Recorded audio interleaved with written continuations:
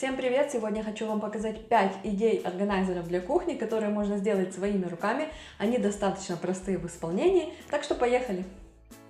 Сначала я буду делать подставку для хранения ножей такого плана, как вот это. Мне понадобится какая-нибудь вазочка, банка с прямыми стенками, подойдет и туба от коньяка, например, или на худой конец обрезанная пластиковая бутылка. Причем емкость не обязательно должна быть круглая, главное, чтобы она была устойчивая. Для наполнения я беру деревянные шпажки или обычный рис. Шпажки вставляю в банку острием вниз, и все, подставка для ножей готова.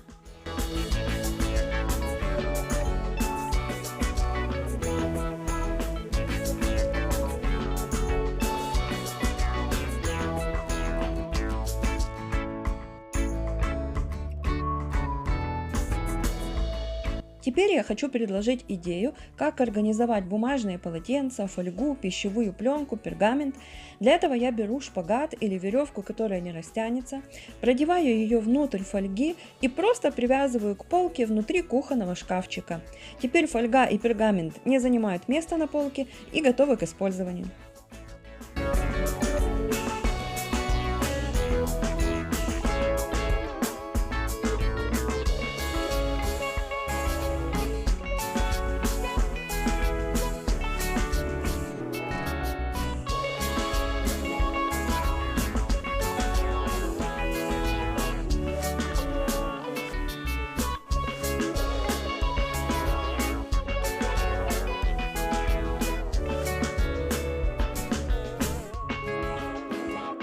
Дальше наведем порядок в кухонных принадлежностях, которые хаотично валяются в ящике и постоянно спутываются. Для этого буду использовать картон и самоклейку. Измеряю длину ящика и вырезаю перегородки на полсантиметра длиннее, для того, чтобы они хорошо упирались в стенки и не падали.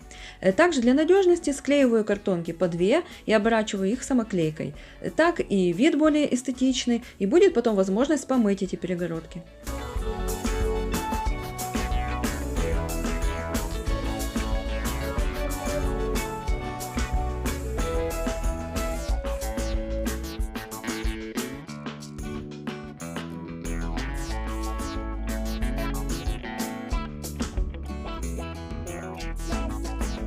Все, картонные разделители готовы. Если они вдруг стоят неустойчиво, то лучше их приклеить горячим клеем.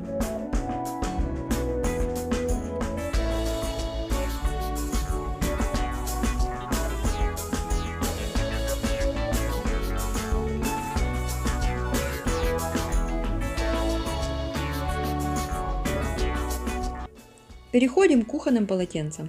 Они у меня хранятся достаточно высоко на полке, доставать их неудобно, а стандартные корзинки там не помещаются. Поэтому я взяла коробку, подходящую по размеру, старые обои, и сейчас делаю для них отличный органайзер. Боковые части я отрезаю, но не выбрасываю, они мне еще пригодятся. Обклеиваю всю коробку обоями и посередине размещаю перегородку из 2 склеенных между собой боковых частей. И, пожалуй, немного украшу.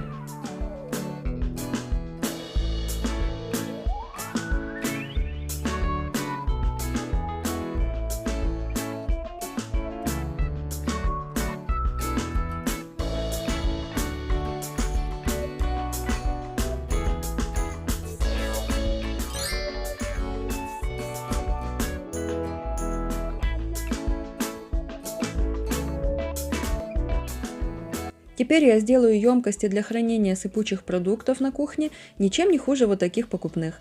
Мне понадобятся обычные банки с крышками, краска, если крышки в надписях, и канцелярский корректор.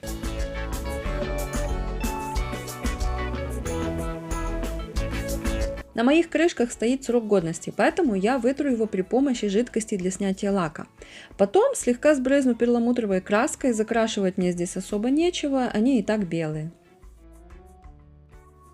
Несмываемые надписи я делаю канцелярским корректором, а если дрогнет рука, то ошибки всегда можно исправить при помощи жидкости для снятия лака.